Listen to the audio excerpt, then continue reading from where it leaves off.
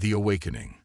The vastness of space stretched endlessly before Captain Terrace Nexus as he gazed through the viewing portal of the consortium exploration vessel Infinite Wonder. His translucent bioluminescent skin pulsed with a gentle cyan glow, a telltale sign of contemplation among the ethery species. 600 cycles of exploration, and still, the universe never ceased to amaze him. "Captain, we're approaching the coordinates," announced First Officer Vila, her insectoid appendages dancing over the control interfaces. The Xithri were known for their precision and efficiency, making Vila an invaluable member of his diverse crew. "Excellent. Bring us into stable orbit and prepare the survey team," Nexus replied, his voice resonating with the melodic undertones characteristic of the ethery. The mysterious signals emanating from this uncharted planet had intrigued the Galactic Consortium for decades. Designated PT-7189, the planet existed on the fringes of mapped space, just beyond the Crimson Nebula. Initial scans suggested a world rich with ancient ruins, possibly predating the consortium itself. "Survey team assembled and ready, Captain," reported Security Chief Kral, a towering Volcation whose rocky exoskeleton made him nearly impervious to conventional weapons. "Though I must again express my concerns about this expedition. The Consortium High Council specifically classified this sector as restricted." Nexus turned to face his security chief, his bioluminescence shifting to a deeper blue. "Your concerns are noted, Kral. However, as you well know, my commission from the Scientific Division grants me certain flexibilities in pursuit of knowledge." The truth was more complicated than Nexus cared to admit. The Consortium's High Council had indeed restricted this sector, but not out of concern for the crew's safety. Rather, it was fear of what they might discover. Rumors had circulated among the highest echelons of the consortium about artifacts found here centuries ago, artifacts that challenged the established historical narrative. As the survey team descended to the planet's surface, Nexus felt an inexplicable sense of anticipation. PT-7189 was a world of contradictions, its atmosphere surprisingly Earth-like, yet its terrain twisted into impossible geological formations that defied conventional planetary formation theories. "Captain, you need to see this," came the excited voice of Dr. Celine, the team's xenorchaeologist, through the comm system. A holographic projection appeared before Nexus, showing an enormous structure partially buried beneath the planet's surface. "By the void," whispered Nexus. "How large is it?" "Preliminary scans indicate it extends nearly 7 kilometers in length, Captain," Celine replied. "And it appears to be artificial, some kind of vessel or installation." Within hours, Nexus had joined the survey team on the surface. Standing before the massive structure, he felt diminished, humbled by its scale and obvious technological sophistication. "These markings," Celine said, running her four-fingered hand over symbols etched into the structure's metallic surface. "They don't match any known consortium language. But there's something familiar about them." "Can you translate?" Nexus asked, his bioluminescence pulsing with excitement. Celine consulted her data tablet. "Partially. This recurring symbol seems to represent a designation or name." She paused, her compound eyes widening. "Captain, if I'm interpreting this correctly, this structure is called UNC Infinity." Kral's exoskeleton crackled as he shifted uncomfortably. "That's impossible." "What is it, Chief?" Nexus inquired. "UNSC, United Nations Space Command. It's from the human mythology," Kral explained, his voice uncharacteristically quiet. "But humans are just stories, fairy tales told to hatchlings. Humans, the mysterious bipedal species said to have originated from a planet called Earth. According to legend, they had destroyed their homeworld before achieving interstellar travel, a cautionary tale taught to young consortium members about the dangers of unchecked technological advancement without wisdom. Myths don't build 7-kilometer spacecraft," Nexus observed, his voice tinged with awe. The team ventured deeper into the structure, discovering preserved sections that hinted at its original purpose, a warship of staggering proportions and technological advancement. What most disturbed Nexus was not the ship itself, but its age. Carbon dating and decay analysis suggested it had crashed here merely 300 cycles ago, well after humans were supposed to have gone extinct. The consortium has some explaining to do, Nexus muttered as they returned to the Infinite Wonder. Upon their return, Nexus immediately transmitted their findings to the scientific division. The response was swift and unprecedented. A direct communication from Arch-Chancellor Vorthal himself, the highest authority in the consortium. Captain Nexus, the ancient Dremeli's voice resonated with authority, his holographic form shimmering before the bridge crew. You have discovered something that was not meant to be found. Return to Central Command immediately. Share your findings with no one. This is a matter of consortium security. With respect, Arch-Chancellor, Nexus replied, his bioluminescence flaring with defiance. My crew has made a discovery that challenges our understanding of galactic history. If humans existed, or still exist, the consortium should. Humans are a myth, Captain. Vorthal interrupted, his tone leaving no room for argument. A convenient fiction that serves the stability of the consortium.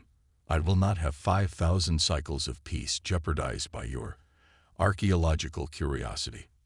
After the transmission ended, Nexus remained silent, contemplating the implications. The Arch-Chancellor hadn't denied the evidence. He had dismissed it as inconvenient. Orders, Captain? Vila asked, her compound eyes fixed on him with concern. Before Nexus could respond, Sensor Officer Troll's voice cut through the tension. Captain, detecting multiple energy signatures entering the system.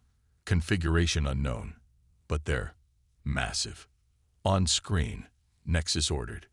The viewing portal shifted to display the source of the readings. 7 vessels had appeared at the system's edge, their design unlike anything in the consortium registry. Sleek and predatory, they moved with a precision that spoke of advanced propulsion systems. They're scanning us, Trill reported, her tentacles working frantically over her console. Quantum-level scans. They can see everything. Crew complement, weapon systems, even our communication protocols. Open a channel, Nexus commanded, his bioluminescence steady and resolute.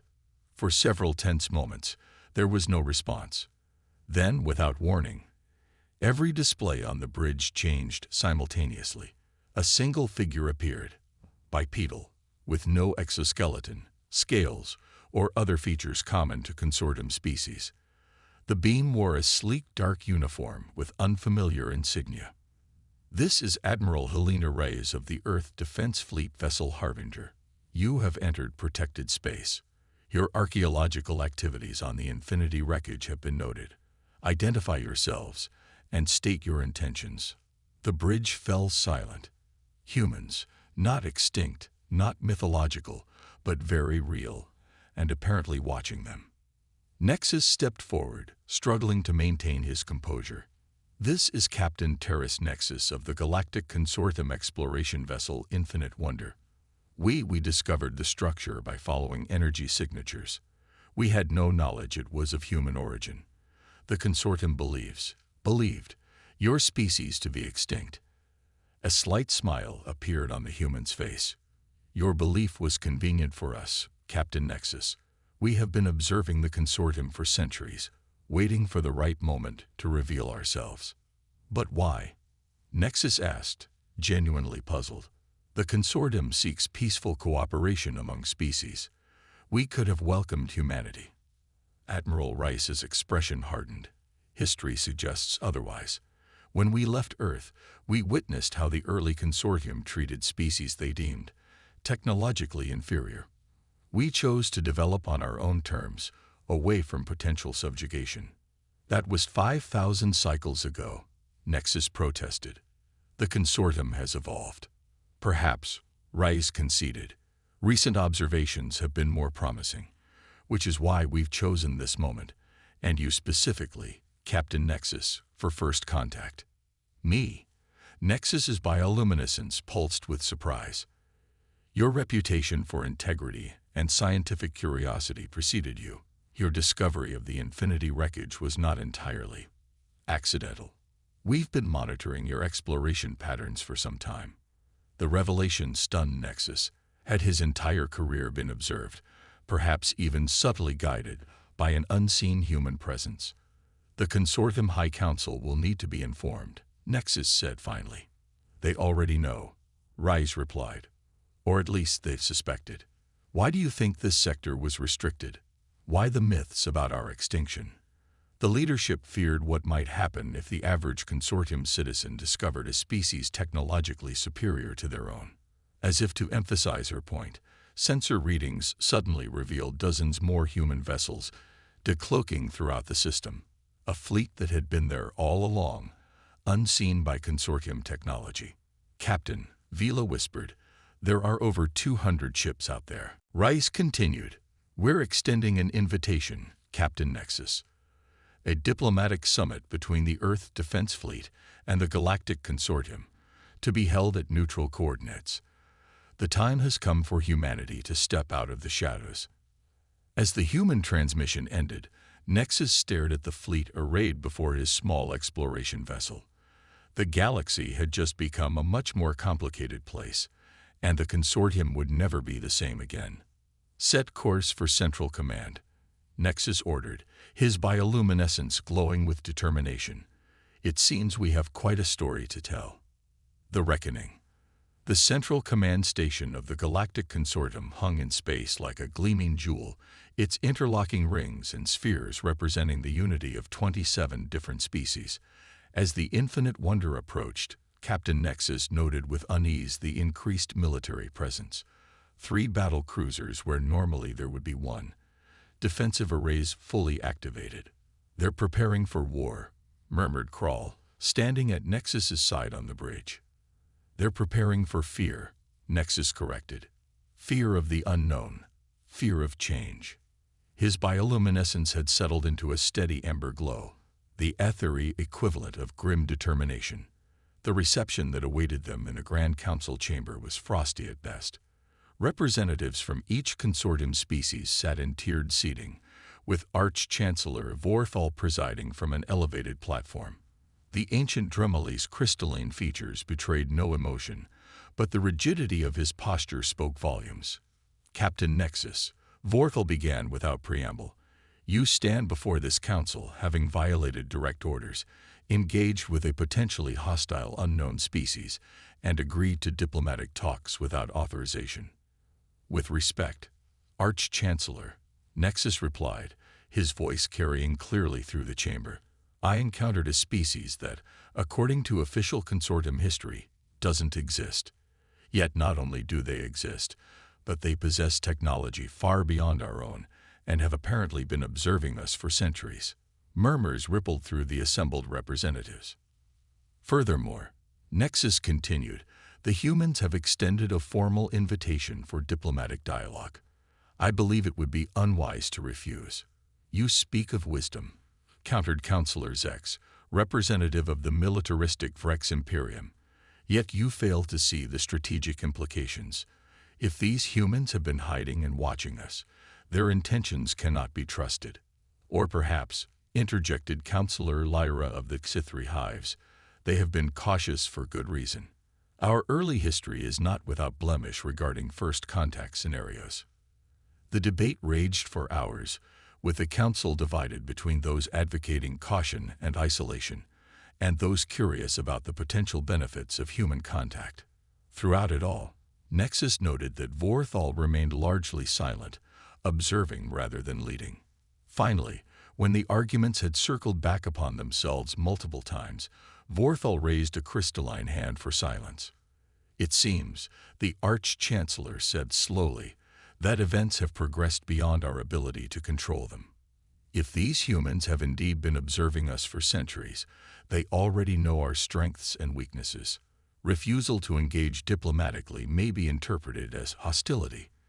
He turned his faceted gaze toward Nexus. Captain, you will lead our diplomatic delegation. Choose your team carefully. The summit will proceed as arranged. The diplomatic summit was set for 3 days later at a location in neutral space, a massive space station of clearly human design that had apparently been hidden beyond conventional detection methods for decades, if not centuries. As the consortium delegation docked at the station, named Concordia according to transmitted data, Nexus marveled at the engineering. Despite its enormous size, the station possessed an elegance that spoke of efficiency and purpose. The diplomatic chamber itself was a large circular room with a transparent ceiling revealing the star field above. Two delegations faced each other across a round table, the consortium representatives a diverse array of forms and physiologies, the humans presenting a more unified appearance, despite variations in skin tone and features. Admiral Rice stepped forward as the designated spokesperson, flanked by individuals introduced as representatives of various human colonies and political entities. On behalf of the United Earth Alliance, I welcome the representatives of the Galactic Consortium, Rice began. For 5 centuries, we have observed your civilization from a distance. Today marks the beginning of what we hope will be a new era of understanding between our peoples. Before we proceed, Vorthal interjected, his crystalline voice resonating in the chamber. There is a fundamental question that must be addressed. Why did humanity choose to remain hidden for so long? Our historical records indicate Earth was rendered uninhabitable in what we call the Great Calamity. Not uninhabitable, corrected a silver-haired human introduced as Director Chen of the Historical Archives. Targeted. A hushed silence fell over the consortium delegation. Chen activated a small device on the table, projecting a 3-dimensional historical record. 500 years ago, Earth was indeed struck by what appeared to be a natural disaster, massive asteroid impacts that devastated our civilization. But our scientists discovered these were not random cosmic events. The projection shifted to show detailed analysis of impact craters and recovered fragments. The asteroids were artificially redirected, their trajectories precisely calculated to maximize damage to population centers while preserving certain natural resources. You're suggesting deliberate genocide, Counselor Lyra gasped, her compound eyes widening. Who ruled? We don't know, Rise interrupted. But we had our suspicions. The early consortium was expanding rapidly, absorbing or displacing less developed species. Humanity was just achieving its first tentative steps into our solar system when the attacks came. The consortium would never, Vorthal began, but Rise raised a hand. Perhaps not the consortium as it exists today, she conceded, but 5 centuries ago. We couldn't take that chance, so we evacuated as many as we could, abandoned Earth, and flowed into uncharted space, leaving behind evidence of our complete destruction.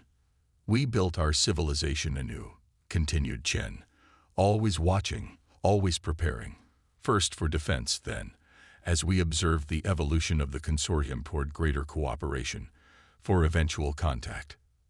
The revelation sent shockwaves through the consortium delegation. If true, it suggested a darkness at the foundation of their civilization that had been carefully erased from official history. As the diplomatic discussions continued over the next several hours, a new alert suddenly interrupted the proceedings. A human officer entered hurriedly, whispering something to Admiral Rice. Her expression darkened immediately. I apologize for the interruption, she announced, but we've detected multiple spatial anomalies appearing at the edge of this system. The pattern matches what we call void signatures. Void signatures? Nexus inquired, his bioluminescence pulsing with concern. Rice nodded grimly. We've been tracking them for decades. Spatial ruptures that herald the arrival of something else, something not from our reality. On cue, the station's alert systems activated, and the transparent ceiling display shifted to show tactical data. Dozens of ruptures had appeared throughout the system, disgorging strange vessels, if they could be called that. They resembled organic mechanical hybrids, their surfaces rippling with unnatural energies. The Void Scourge, Rise explained, her voice tight.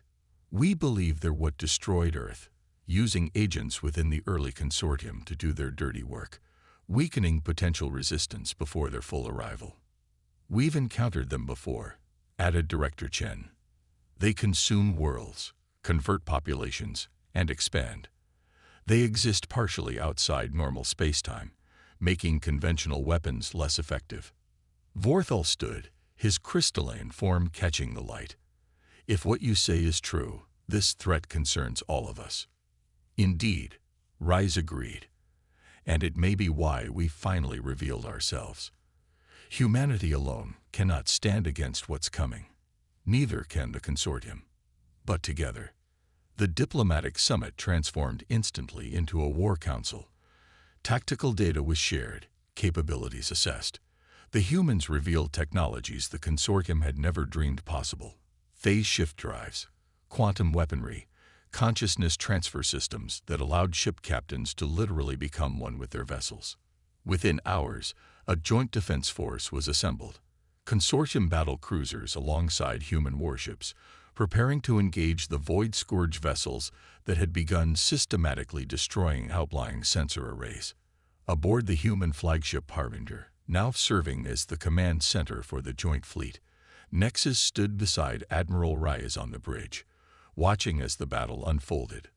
"Your ships move as if they're alive," he observed as human vessels executed maneuvers that seemed to defy physics. "In a way, they are," Rise replied.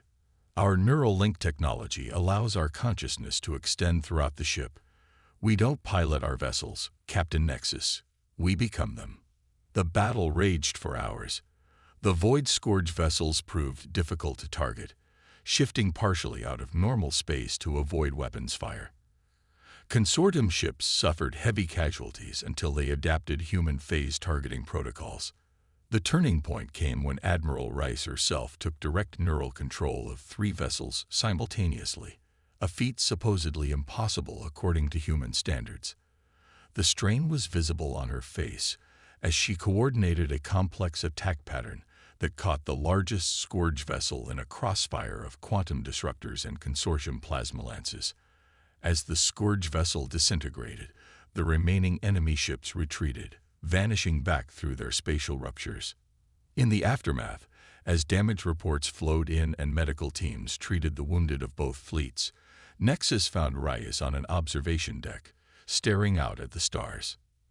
"That was only their vanguard," she said without turning. "A scouting force. How long have you been fighting them?" Nexus asked. "In one form or another." "Centuries." Reyes sighed. "We believe they've been infiltrating this galaxy for millennia, placing agents among various species, preparing for full-scale invasion. And you think the early consortium was compromised? We have evidence suggesting certain founders were influenced, not openly controlled, but subtly guided." She turned to face him. "It's why we stayed hidden, watching, to see if the corruption remained." "And does it?" Reyes smiled slightly. "I don't believe so. The consortium has evolved toward genuine cooperation, which is fortunate because what's coming next will require all of us." Arch-Chancellor Vorthal approached, his crystalline form reflecting the starlight. "Admiral Rice, the Council has convened emergency session and reached unanimous decision. The Galactic Consortium formally requests alliance with the United Earth Alliance against this Void Scourge." Rice nodded. "Agreed, Chancellor. But this must be a true partnership, open exchange of technology, joint defense protocols, integrated command structures.